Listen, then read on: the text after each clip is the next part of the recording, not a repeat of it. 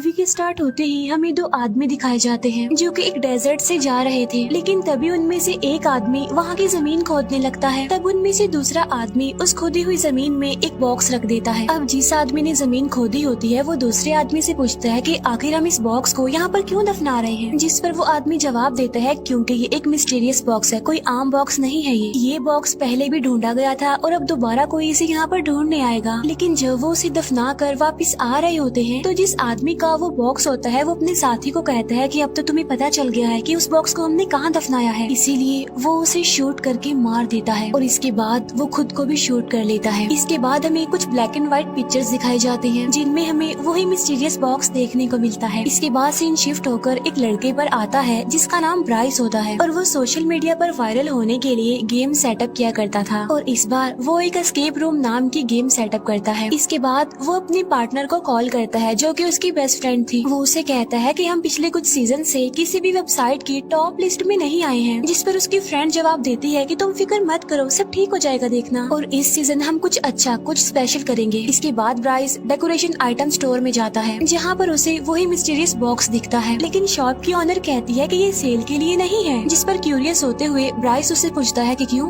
क्या है इसमें ऐसा, जिस पर वो लेडी उसे बताती है क्योंकि इसमें शैतान को कैद किया जाता है। तब ये सुनकर ब्राइस को एक आइडिया आता है कि मैं इस बॉक्स को अपने एस्केप रूम में रखूंगा। इसीलिए जब शॉप की ऑनर किसी काम के लिए जाती है तो पीछे से ब्राइस चुपके से उस बॉक्स को लेकर और कुछ पैसे वहाँ पर छोड़कर वहाँ से चला जाता है। इसके बाद हमें एक कपल दिखाया जाता है जो कि दोनों ब्राइस के फ्रेंड होते हैं और ये दोनों ब्राइस के एस्केप रूम में जाने वाले थे। इसके बाद हमें एक और कपल दिखाया जाता है और ये दोनों भी ब्राइस के फ्रेंड थे और इनमें लड़की का नाम जेस था। और तभी उसके पास उसके दूसरे फ्रेंड की कॉल आती है जो उससे पूछता है कि तुम कितनी देर तक निकलोगे, जिस पर वो कहता है कि थोड़ी देर में। इसके बाद वो सारे लोग ब्राइस की लोकेशन पर चले जाते हैं जहाँ पर ब्राइस उन सबको वेलकम कहता है। तभी ब्राइस की फ्रेंड इस गेम के किलर के पास जाती है और उससे कहती है कि सब लोग आ गए हैं तो तुम जल्दी से रूम में जाकर छुप जाओ। इसके बाद ब्राइस सबको गेम के रूल बताता है कि तुम एक रूम में लॉक्ड हो जाओगे और तुम्हें उस रूम में कुछ क्लू ढूंढने हैं जिनकी मदद से तुम दरवाजा खोलोगे और वहाँ से एस्केप करोगे। लेकिन हाँ, एस्केप करने के लिए तुम्हारे पास सिर्फ 55 मिनट होंगे और वो रूम पूरी तरह पजल से क्लू से भरा हुआ है और तुमने उन पजल्स को सॉल्व करना है तभी तुम बाहर आ सकोगे। और चाहे तुम जितना मर्जी चिल्लाओगे उस रूम में लेकिन आवाज बाहर नहीं आएगी। वो ये भी बताता है कि उस रूम में मोबाइल फोन्स नहीं है और वहाँ पर नेटवर्क भी नहीं आते। ब्राइस अब उनके फेस को एक कपड़े से कवर कर देता है और चुपके से वहाँ से चला जाता है। अब वो सारे लोग जैसे ही रूम में एंटर करते हैं तो डोर अपने आप से ही लॉक्ड हो जाता है। दूसरी तरफ ब्राइस कैमरा के जरिए उन सबको देख रहा था। उन लोगों को उस रूम में एक टेप रिकॉर्डर मिलता है जिसमें एक आदमी बोल रहा होता है। वो कह रहा होता है कि जब तुम मेरी रिकॉर्डिंग सुनोगे तब तक मैं मर चुका हूँगा, लेकिन मैं तुम्हें कुछ इंस्ट्रक्शंस देना चाहता हूँ। और मेरा एक बेटा है जो इंसान नहीं बल्कि शैतान है और उसने अपनी मदर को भी मार दिया और उसके अलावा बहुत सारे लोगों को उसने मार दिया और मैंने उसे इसी रूम में चेन से बांधा हुआ है और ये कमरा उसी का था जहाँ पर वो मर्डर किया करता था। और चाहे जो भी हो जाए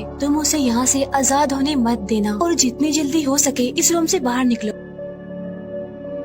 अब क्योंकि वो लोग गेम खेल रहे थे इसीलिए उन्हें ये सारी बातें गेम का ही एक हिस्सा लगती हैं, मजाक समझते हैं वो इसे। अब वो लोग वहाँ पर क्लूज और पजल्स ढूंढने लगते हैं कि तभी उन्हें उस टेप रिकॉर्डर वाले आदमी का बेटा दिखाई देता है जो कि वहीं पर चेन से बंधा हुआ था। तब वो सारे लोग इसे गेम का पार्ट समझकर उस पर हंसने लगते हैं। इसके बाद ब्राइस के एक फ्रेंड को वहाँ पर वही मिस्टीरियस बॉक्स दिखता है और बगैर सोचे समझे वो उस बॉक्स को खोल देता है, लेकिन उस बॉक्स में कुछ नहीं था, यानी वो खाली था। और जब ब्राइस का फ्रेंड वहाँ से चला जाता है तो उसी मिस्टीरियस बॉक्स में से एक ब्लैक कलर का साया निकलता है जो कि उस रिकॉर्डिंग वाले आदमी के बेटे के अंदर चला जाता है, लेकिन किसी का भी ध्यान उस तरफ नहीं जाता। और अब हम उस आदमी के बेटे को बॉक्समैन कहेंगे। लेकिन तभी उन्हें एक कबर्ड दिखाई देता है जिस पर लॉक लगा हुआ था और उस लॉक पर कुछ कोड नंबर थे और वो number red, green and blue colour में थे। तभी ब्राइस की फीमेल फ्रेंड को एक इरेजर मिलती है जिस पर DER लिखा हुआ था। फिर जब वो लड़की आगे बढ़ती है तो उसे वहाँ पर एक रस्सी दिखाई देती है और जब वो उस रस्सी को खींचती है तो तभी अचानक से उस टेप रिकॉर्डर वाले आदमी की डेड बॉडी वहाँ पर लटक जाती है, जिस पर पहले तो वो लोग घबरा जाते हैं लेकिन फिर वो इसे भी सीरियस नहीं लेते, वो इसे भी मजाक ही समझते हैं। फिर ब्राइस के फ्रेंड को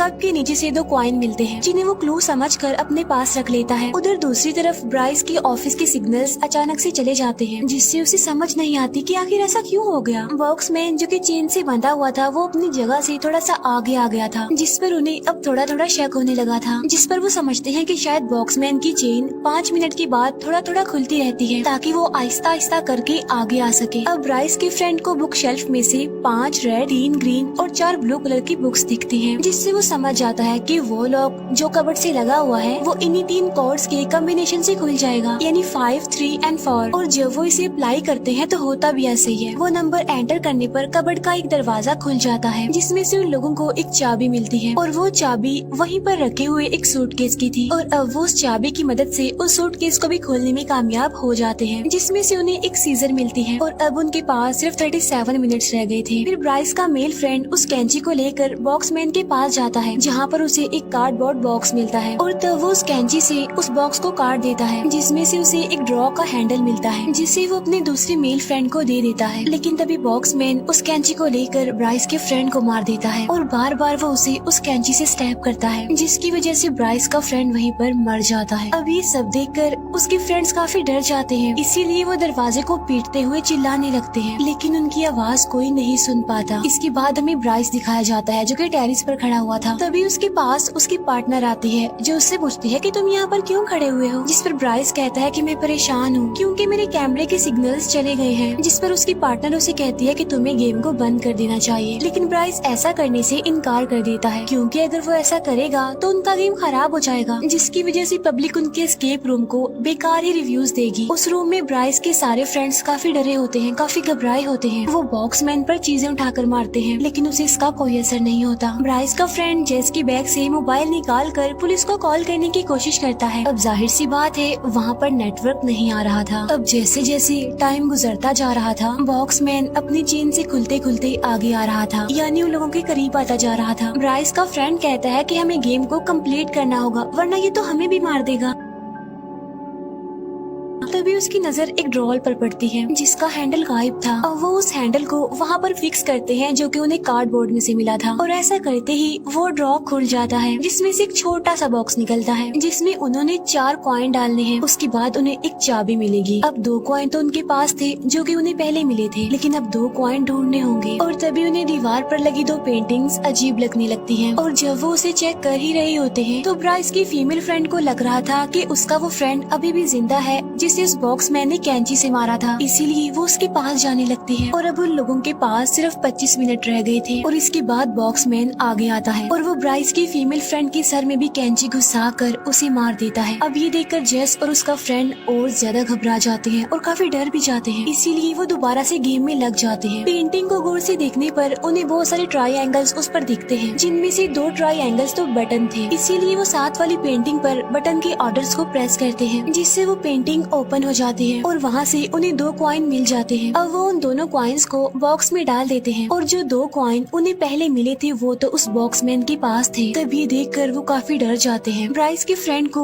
वहाँ पर एक स्मोक अलार्म दिखता है जो कि बिल्कुल बॉक्समैन के ऊपर लगा हुआ था, इसीलिए वो जेस को समझाता है कि मेरे पास एक लाइटर है, मैं बॉक्समैन के पीछे जाऊंगा, उसे डिस्ट्रैक्ट करूंगा, तब तक तुम लाइटर को स्मोक अलार्म के पास ले जाकर जला देना। तब जेस का फ्रेंड ऐसा ही करता है, वो बॉक्समैन के पीछे जाकर उसकी चेन पकड़ लेता है और जेस उस लाइटर को स्मोक अलार्म के पास ले जाकर जलाती है, लेकिन इससे कुछ भी नहीं होता। फिर वो दोनों किसी तरह बचकर बॉक्समैन से दूर आ जाते हैं। टाइम गुजरता जा रहा था, उनके पास सिर्फ 19 मिनट रह गए थे। उधर ब्राइस की पार्टनर उसे समझा रही होती है कि अगर उन लोगों को उस रूम में कुछ हो गया तो हम बहुत बुरा फंसेंगे देखना, इसीलिए तुम्हें किसी भी तरह करके इस गेम को खत्म करना होगा। लेकिन ब्राइस अब भी इस बात के लिए एग्री नहीं हो रहा था, और अब वो सिग्नल जाने से पहले की वीडियो देखने लगता है कि आखिरी सिग्नल जाने की वजह क्या है, जिससे उसे पता चलता है कि सिग्नल्स तब गए थे जब उस मिस्टीरियस बॉक्स को खोला गया था, जिसके बाद उनकी गेम का किलर अजीब तरीके से कैमरा को देख रहा होता है, और तो और उसने कैमरा का वायर निकाल दिया, और यही वजह बनी कि सिग्नल्स चले गए। तब ये देखकर ब्राइस समझ जाता है कि सब कुछ उस बॉक्स के खुलने के बाद ही हुआ। अब क्योंकि जेस और उसके फ्रेंड के पास बचने का कोई चांस नहीं होता, तो जेस का फ्रेंड उसे कहता है कि मैं जाऊंगा बॉक्समैन के पास उसे वो कॉइन्स लेने, लेकिन जेस उसे ऐसा करने से मना कर देती है, जिस पर उसका फ्रेंड उसे कहता है कि देखना मैं जरूर ले आऊंगा वो कॉइन्स। इसके बाद जेस का फ्रेंड बॉक्समैन के पास जाता है जहाँ पर उसे कांच का टुकड़ा दिखाई देता है, और तभी जेस बॉक्समैन की तरफ एक सूटकेस फेंक कर मारती है। तो मौके का फायदा उठाकर जेस का फ्रेंड उस कांच के टुकड़े को बॉक्समैन की आंख में घुसा देता है। अब इतने खतरनाक हमले के बाद भी बॉक्समैन को कुछ नहीं होता, उल्टा वो उसी कांच के टुकड़े से जेस के फ्रेंड पर अटैक करता है, जिससे जेस का फ्रेंड बुरी तरह इंजर्ड हो जाता है और इसके बाद वो बेहोश हो जाता है।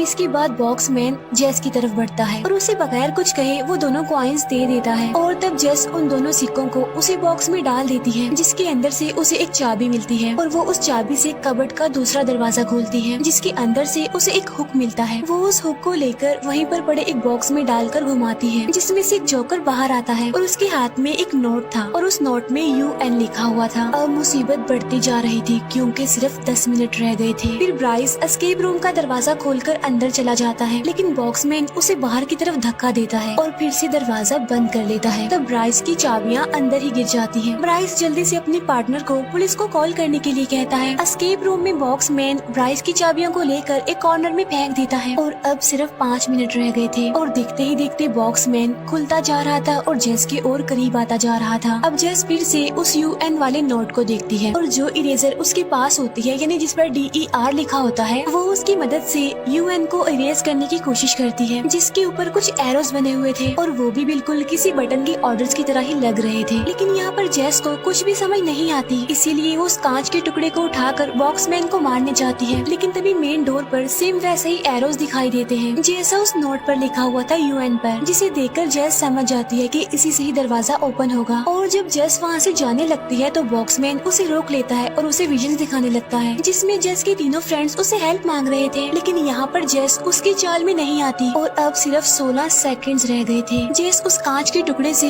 बॉक्समैन पर स्टैब करती है और वो मेन डोर पर बने एरोस को उन्हीं एरोस के ऑर्डर से प्रेस करती है, जिसकी वजह से वो डोर ओपन हो जाता है और जेस टाइम से पहले ही वहाँ से बाहर आ जाती है। और तब बॉक्समैन जेस के लिए क्लैपिंग करने लगता है, शायद इसलिए कि वो इस गेम की सर्वाइवर थी। इसके बाद जेस वहाँ से भाग जाती है। इतनी ही देर में वहाँ पर पुलिस भी आ जाती है, जो कि एस्केप रूम में जाती है, जहाँ पर बॉक्समैन पुलिस पर भी अटैक करने ही वाला होता है कि तभी पुलिस उसे ही शूट कर देती है और यहाँ पर बॉक्समैन का खेल खत्म हो जाता है। उसके मरते ही वो काला साया उसके अंदर से निकल जाता है। इसके बाद जेस एक एम्बुलेंस के पास खड़ी हुई थी क्योंकि उसके फ्रेंड को हॉस्पिटल लेकर जाया जा रहा था, वो इंजर्ड था काफी। और वहीं पर ब्राइस भी खड़ा हुआ था, जो जेस को देखकर क्रीपी सी स्माइल पास कर रहा था। ऐसा लग रहा था कि वो काला साया अब उसके अंदर आ गया हो। तब ब्राइस अजीब तरह से रिएक्ट करते हुए वहाँ से दूर चला जाता है। इसके बाद ब्राइस की पार्टनर उस बॉक्स को उसी शॉप पर लेकर जाती है उसे वापस करने के लिए, और वो शॉप की ओनर को बताती है कि मैं ब्राइस के साथ रहती थी, लेकिन अचानक से वो एक दिन गायब हो गया। जिस पर शॉप की ओनर कहती है कि मैंने उस दिन उसे समझाने की कोशिश भी की थी कि ये एक खतरनाक और मिस्टीरियस बॉक्स है, लेकिन उसने मेरी बात का यकीन नहीं किया और वो इसे कोई टॉय समझकर ले गया। तब शॉप की ओनर ब्राइस की पार्टनर से पूछती है कि क्या तुमने इस बॉक्स को देखा था खुलते हुए, जिस पर ब्राइस की फ्रेंड कहती है कि हाँ देखा था, जिस पर वो शॉप की ओनर कहती है कि ओहो अब वो शैतान तुम्हारे लिए वापस आएगा। तब ये सुनकर ब्राइस की फ्रेंड काफी डर जाती है और उसके परेशान होने के साथ ही ये मूवी यहीं पर एंड हो जाती है।